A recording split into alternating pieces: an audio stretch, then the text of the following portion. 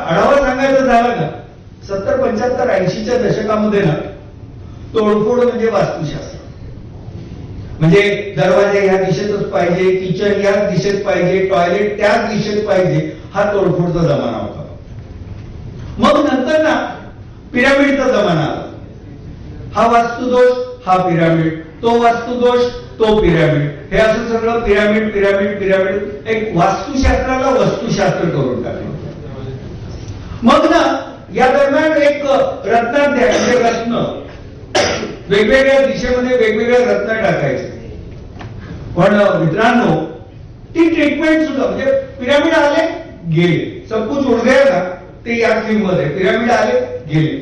मग रत्नाध्याय आला, कोणत्या दिशेत हे रत्न टाका. पण तिथे सुद्धा काय झालं माहितीये का, की माणसाची पैशाची हाव त्याला बर्बाद करून गेली.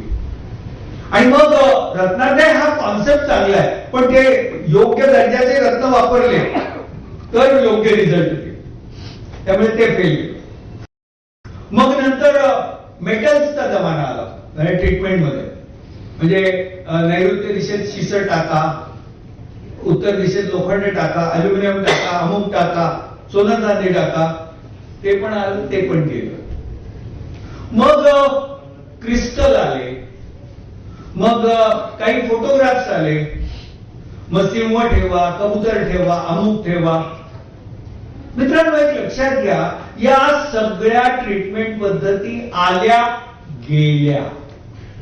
मी गेल्या 28 वर्षापासून एका थीमवर काम करतोय.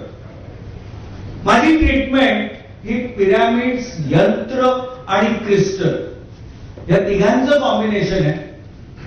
आणि या 3 कॉम्बिनेशन्सवरच मी 48 स्क्वेअर फुटाच्या एका बाकडा टाईप दुकानापासून तर अगदी 40 लाख स्क्वेअर फुटाच्या IT पार्क पर्यंत. आता तर माझ्याकडे, मी तुम्हाला मगाशी सांगितलं की आता माझ्याकडे जे आंतरराष्ट्रीय दर्जाचे 12 आर्किटेक्ट बरोबर मी काम करतोय, त्यांच्या प्रत्येकाबरोबर कमीत कमी 60 ते 70 लाख स्क्वेअर फुटाचा एक प्रोजेक्ट, असे 12 प्रोजेक्ट 12 आंतरराष्ट्रीय आर्किटेक्ट बरोबर करतोय. पण महत्वाची गोष्ट काय माहितीये का, की मगाशी जे सांगितलं ना, ह्या ट्रीटमेंटचे असे अनेक प्रकार आले, अनेक प्रकार गेले, पण सातत्याने 28 वर्ष जर जो टिकून आहे.